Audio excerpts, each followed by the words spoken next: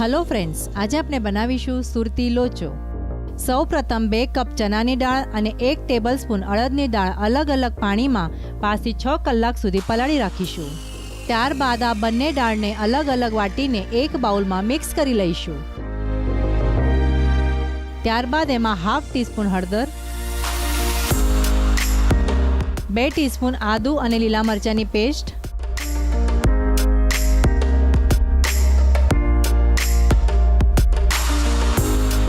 2 થી 3 ટીસ્પૂન તેલ,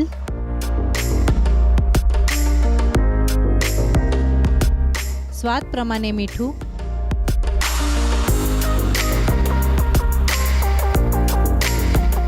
ત્યારબાદ 1 ટેબલસ્પૂન ચણાનો લોટ નાખીને આ મિક્સરને સારી રીતે મિક્સ કરી લઈશું। આ લોટમાં તેલ નાખવાથી લોચો સોફ્ટ બનશે। ત્યારબાદ એક વાસણને તેલથી ગ્રીસ કરી લઈશું। લોચો બનાવવા માટે સ્ટીલ અથવા એલ્યુમિનિયમનું વાસણ વાપરી શકાય છે। ત્યારબાદ આ મિક્સચરમાં 1 પેકેટ ઈનો અને 2 ટીસ્પૂન પાણી નાખીને આ મિક્સચરને 3 થી 4 મિનિટ સુધી સતત હલાવતા રહીશું।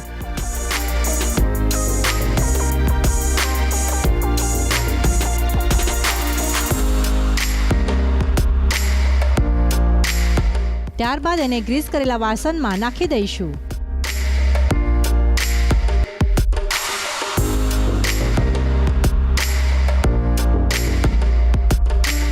ત્યારબાદ કુકરમાં થોડું પાણી લઈને સ્ટેન્ડ મૂકીને આ વાસણને મૂકી દઈશું। ત્યારબાદ કુકર પર ઢાંકણ મૂકીને એને સ્ટીમ કરવા માટે મૂકીશું।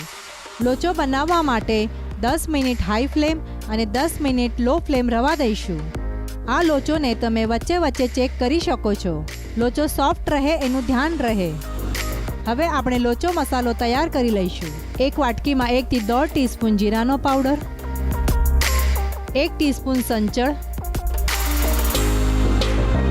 અને 1.5 ટીસ્પૂન લાલ મરચું નાખીને સારી રીતે મિક્સ કરી લઈશું।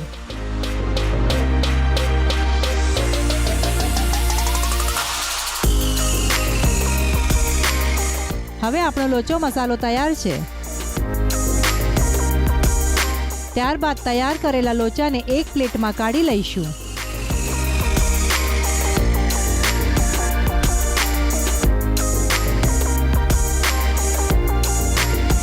હવે એના ઉપર 1 ટેબલસ્પૂન બટર, ઝીણી સમારેલી ડુંગળી,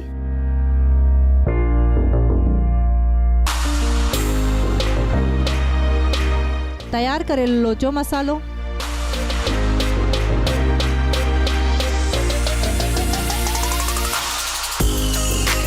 થોડી ઝીણી સેવ